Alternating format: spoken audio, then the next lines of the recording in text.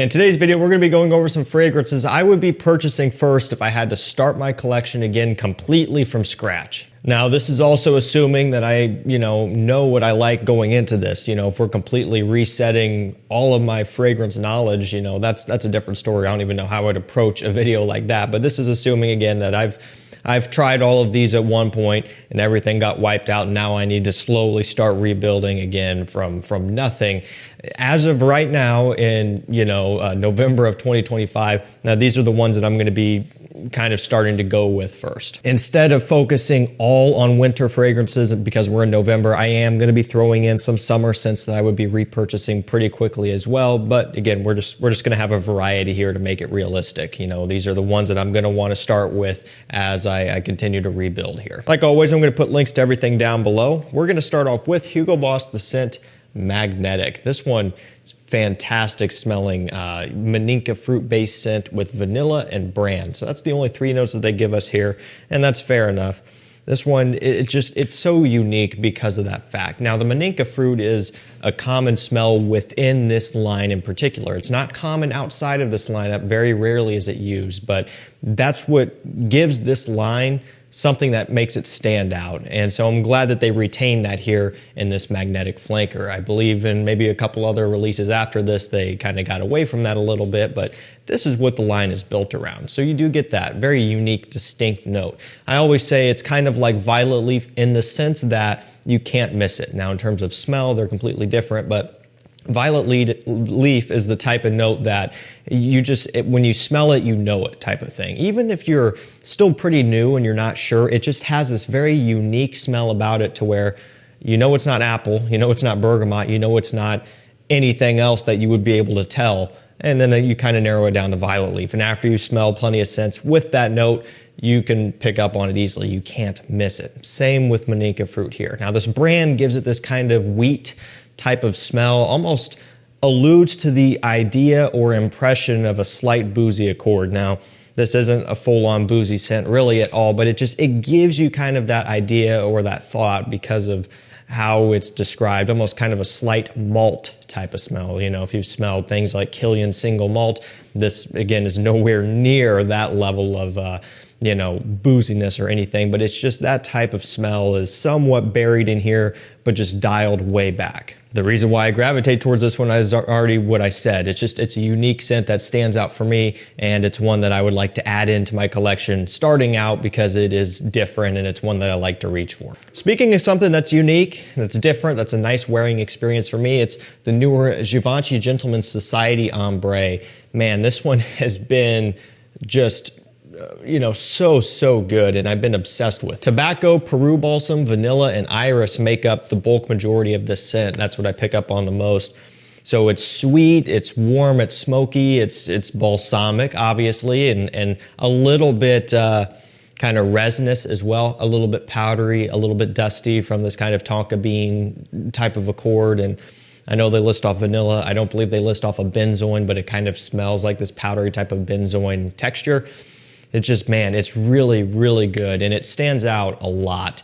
You still get kind of the base idea of the original Society with some of the florals and stuff in here, but man, it goes in a completely different direction. Now, the extreme version is also one that I really enjoy. That one's more coffee-based. This one, again, a little bit more balsamic, more sweet, and kind of more of a mysterious type of smell. I love tobacco fragrances, and this is a really solid one here. It's not a tobacco scent that you might be used to where it's majorly strong and at the forefront. The tobacco here is pretty balanced.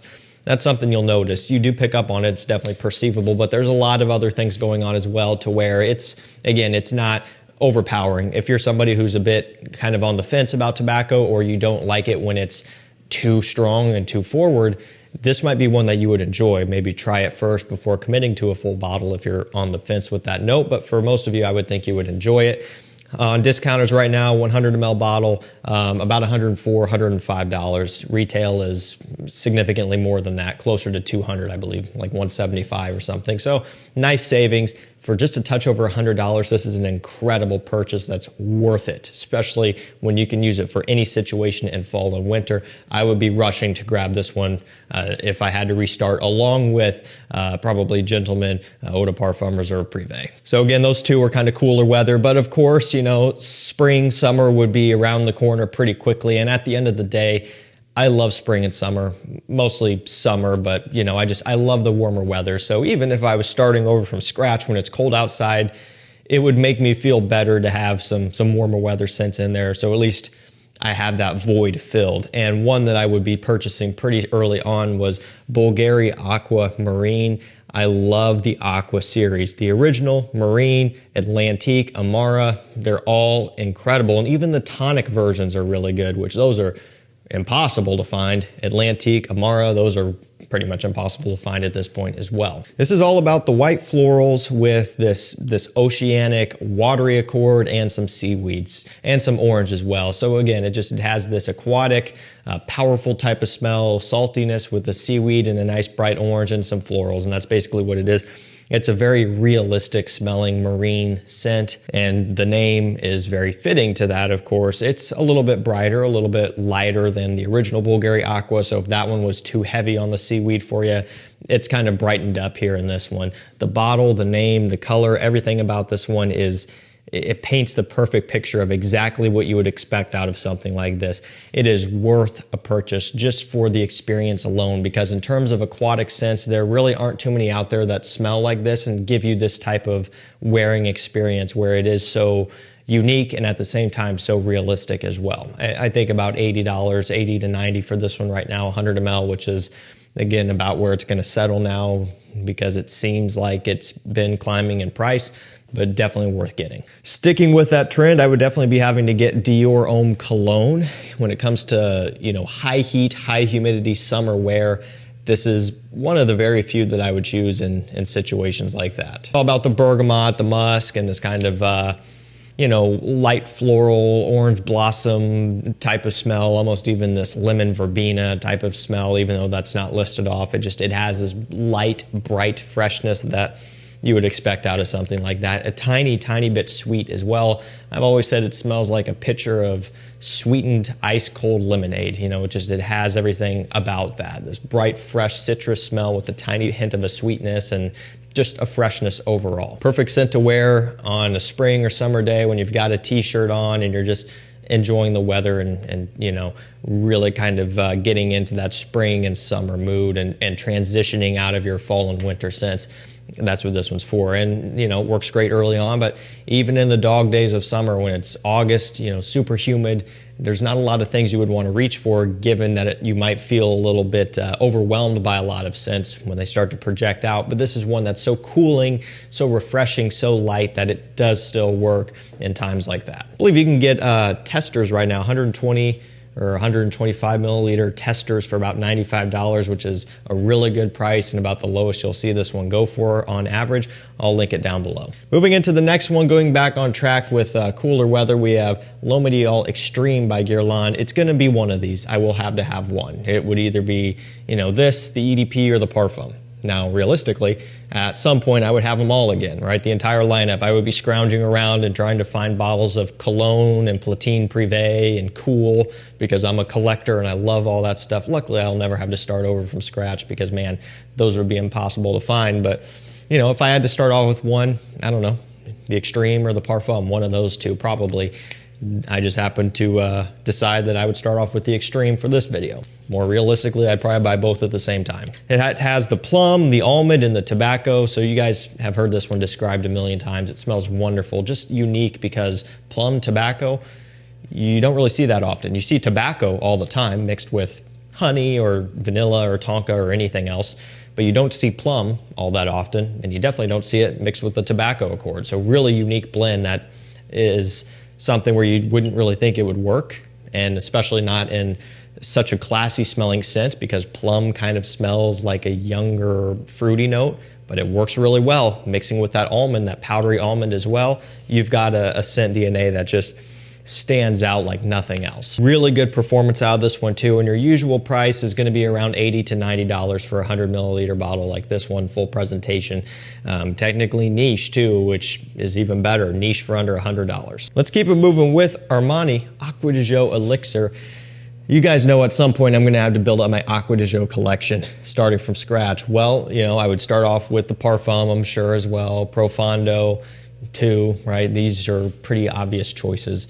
But the Elixir version might surprise you because, man, at first I didn't know what to make of this at all. And still, to call it an Elixir with a bottle this dark and this cool looking, everything about this didn't match up with the scent at first, and still really doesn't. But, you know, one thing that you kind of have to come to terms with is caring less about if the name and the bottle and maybe even the marketing makes sense, and just more focusing on, do you like how it smells or not? You know, take all the visuals away from this and put it in just a plain glass vial and smell it. Do you like how it smells? For me, the answer is absolutely.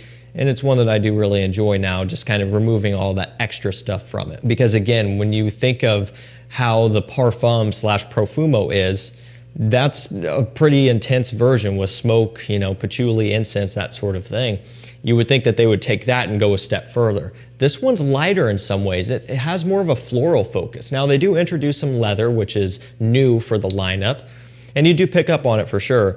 But man, you're hit with a lot of a light floral component, a lot of musk, and still the citruses and the watery notes and stuff that you would expect. But it's not what I was expecting out of an Elixir. And so that threw me off. But at the end of the day, this one's really grown on me. And again, taking all that stuff aside, I really enjoy this one. You know, as far as where it fits in with everything else, still going to be spring and summer for me. You know, of course, this type of thing can be worn all year round, but don't let the leather scare you or anything. It's not like, you know, a Tom Ford Tuscan leather by any means. It's still very light, fresh, leathery suede accord, and this works incredibly well for the heat. Let's keep it moving with YSL Eau de Parfum Intense. Man, I've gone so many days in a row wearing this one. Not so much now because it's getting colder out and I'm transitioning over, but when this first came out and then just random points throughout spring and summertime especially, I'll wear this one day and then the next day I wear it and then the next day after, because it's like, you know, I enjoyed it so much the day before.